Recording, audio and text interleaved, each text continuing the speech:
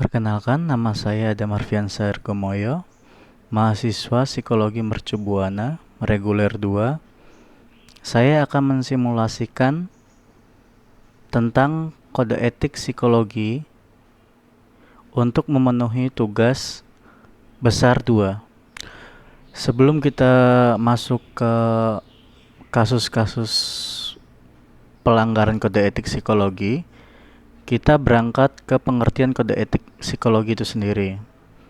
Kode etik psikologi adalah seperangkat aturan tertulis yang mengandung nilai-nilai penting untuk dipegang teguh oleh psikolog dan ilmuwan psikologi dalam menjalankan praktik profesional mereka. Tujuannya adalah untuk memastikan bahwa mereka bekerja dengan cara yang bertanggung jawab dan etis, yang pada akhirnya berkontribusi pada kesejahteraan masyarakat.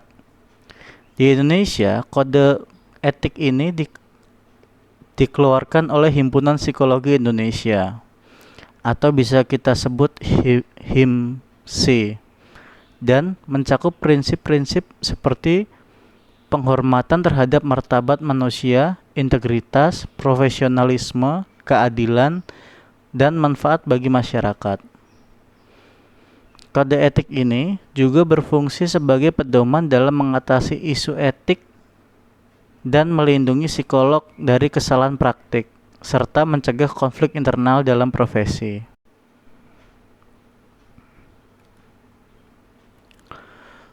Contoh pelanggaran pasal 49 dalam kode etik psikologi.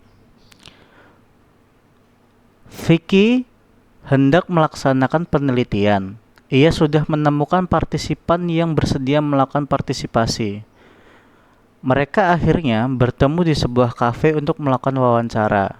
Vicky meminta persetujuan secara lisan kepada partisipan untuk merekam percakapan sepanjang wawancara, dan partisipan setuju sampai dan wawancara pun selesai. Dari cerita di atas, penelitian tersebut melanggar pasal 49 tentang pemberian informed consent dalam penelitian. Karena informed consent harus diberikan secara tertulis dan ditandatangani sebagai tanda kesediaan partisipan untuk mengikuti penelitian tersebut.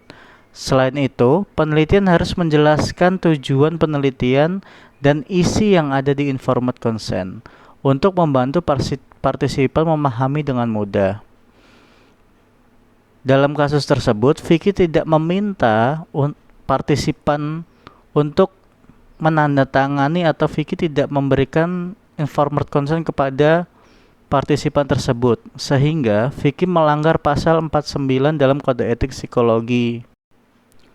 Contoh pelanggaran kode etik psikologi pasal 53.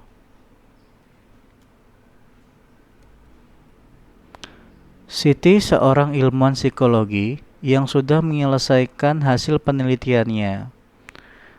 Lalu, Siti ingin publikasi hasil penelitian tersebut.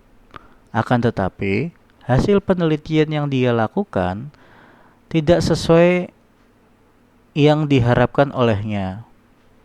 Lalu, Siti melakukan modifikasi jawaban dari partisipan dalam penelitiannya. Setelah dimodifikasi, penelitian Siti menjadi lebih baik, lalu ia publikasikan. Dari cerita di atas, Siti melanggar kode etik psikologi karena dalam publikasi dan pelaporan hasil penelitian, kita tidak boleh merekayasa data yang kita dapat. Hal ini akan melanggar kode etik pasal 53. Contoh pelanggaran kode etik psikologi pasal 67.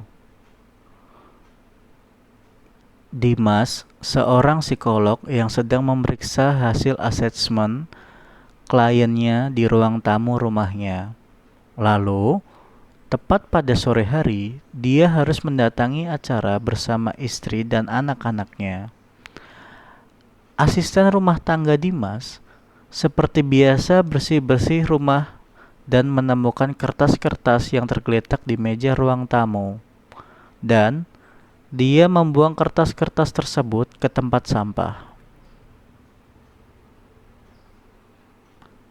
Dari cerita tersebut, tentu psikolog Dimas melanggar pasal 67 tentang menjaga alat, data, dan hasil asesmen, yang mana psikolog wajib menjaga kelengkapan dan keamanan instrumen, data, asesmen psikologi, dan hasil asesmen psikologi.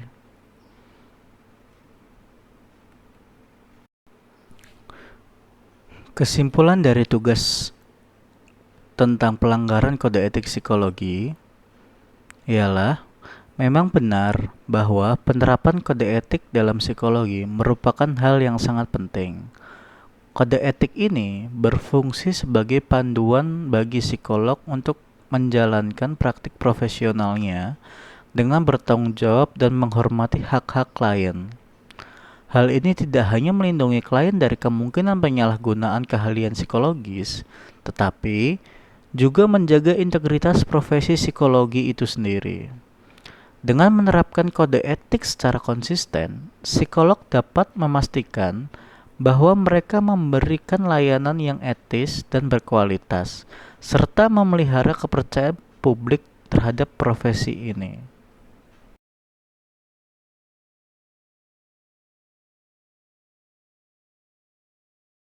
Sekian dari presentasi tentang pelanggaran kode etik psikologi. Kurang lebihnya mohon dimaafkan. Saya Adam Marfian Sargomoyo mengucapkan terima kasih.